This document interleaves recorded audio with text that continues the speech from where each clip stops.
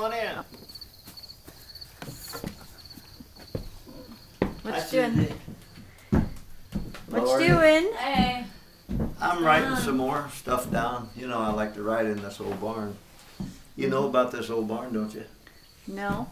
This property was once owned by Nathan Boone, that's Daniel Boone's youngest son. These logs and everything are hand hewn. This is Al's cowboy room. When I leased the farm to run horses, I used to sit in here and drink his soda and write these little stories. Al comes out once in a while, him and Millie. What you writing? You want me to read what I'm writing? Okay. This is about a thoroughbred filly. I used to get mares off the track, and one of them I couldn't catch, you know. And this happened about, I don't know, 10 years ago or so. She was a thoroughbred filly just off the track who thought she was still at the races. When I tried to bring her up with the lead shank and halter, you'd think someone had opened the gate. Off she would bolt like a dash for cash colt with an Appaloosa spook in her eye. She'd take off like a jet and dare you to catch. I tell you, that thoroughbred filly could fly.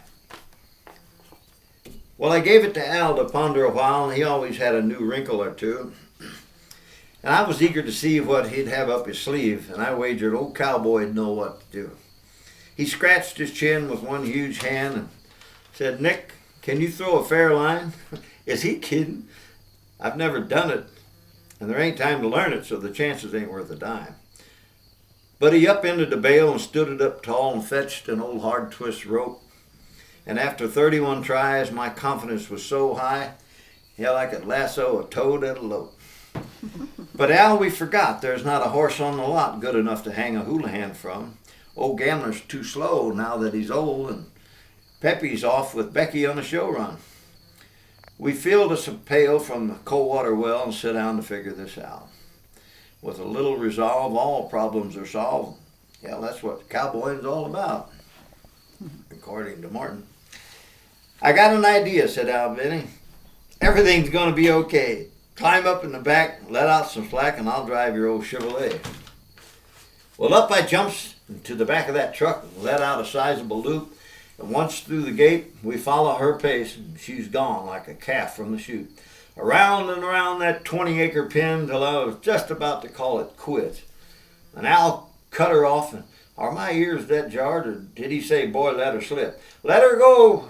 He yelled up again, and I sure didn't need more coaxing. I swung it up higher, this Manila flyer, and it sailed through the air in slow motion.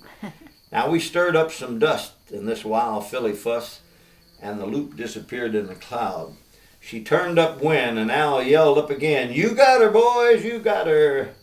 Man, I was laughing plumb silly. I swelled up inside with some newfound pride the day I lassoed that filly.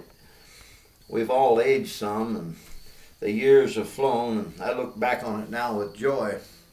I'm still a beginner, but I can remember that one day I was almost a real cowboy.